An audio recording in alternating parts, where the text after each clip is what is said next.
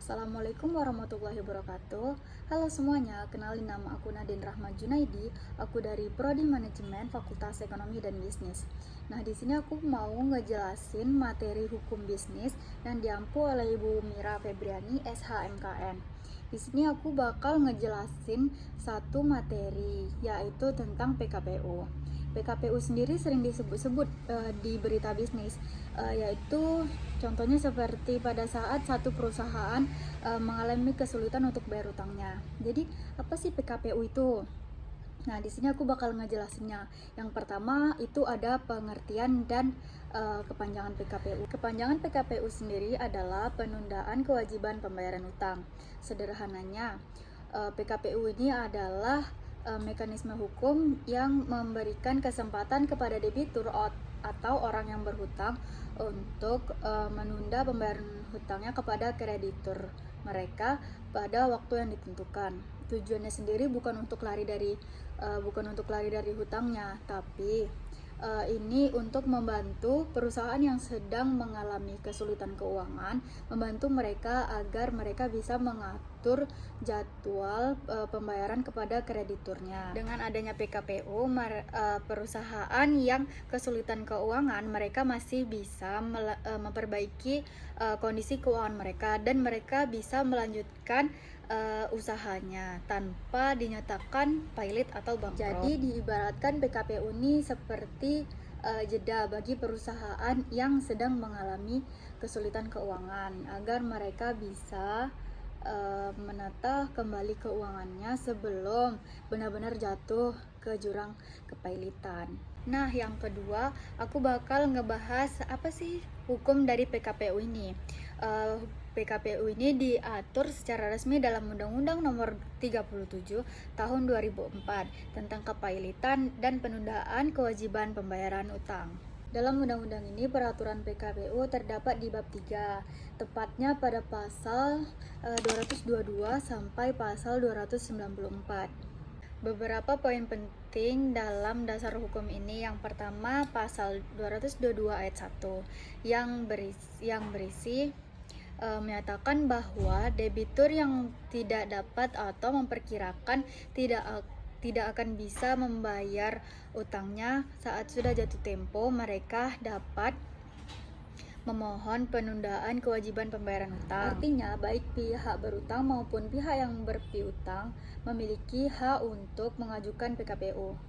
Hal ini menunjukkan PKPU bersifat dua arah, yaitu bagi pihak yang berkepentingan bisa mengajukan PKPU, baik itu dari debitur atau krediturnya itu sendiri. Nah, yang ketiga aku bakal ngejelasin tentang manfaat dan tujuan PKPU. Secara umum, tujuan PKPU sendiri adalah untuk memberikan waktu kepada debitur dan kreditur untuk mencapai kesepakatan perdamaian. Saat dalam PKPU, debitur tidak boleh ditagih atau dituntut untuk membayar lunas hutangnya karena ada perlindungan hukum sementara. Hal ini sangat penting agar perusahaan bisa berfokus untuk menyusun rencana restrukturisasi utang, misalnya seperti memperpanjang jangka waktu pembayaran, mengurangi bunga, atau mereka bisa menjual aset non-produktif. Dengan kata lain, PKPU adalah upaya penyelamatan bisnis, bukan hanya sekedar proses hukum. Jadi, kalau rencana perdamaian disetujui oleh mayoritas kreditur, maka perusahaan dapat terus beroperasi. Tapi jika gagal mencapai kesepakatan, maka prosesnya berlanjut ke penggagalan PKPU dan pernyataan pailit. Yang keempat, aku bakal ngejelasin tentang syarat-syarat PKPU. Ada beberapa syaratnya yang diatur dalam Undang-Undang Nomor 23 Tahun 2004, yang terutama pada pasal 222 sampai 225, yaitu yang pertama, adanya utang yang sudah jatuh tempo.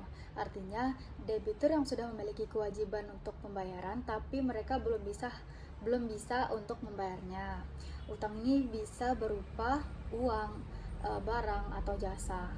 Yang kedua, permohonan diajukan ke pengadilan niaga. Pengajuan PKPU ini harus disampaikan secara tertulis kepada pengadilan niaga yang berwenang, seperti domisili hukum hukum debitur. Yang ketiga, disertai daftar utang dan daftar kreditor, yang artinya permohonan harus melampirkan daftar lengkap berisi siapa aja krediturnya, berapa utangnya, dan bagaimana rencana penyelesaiannya nanti. Yang keempat, harus ada bukti awal bahwa debitur memang sedang memiliki kesulitan keuangan.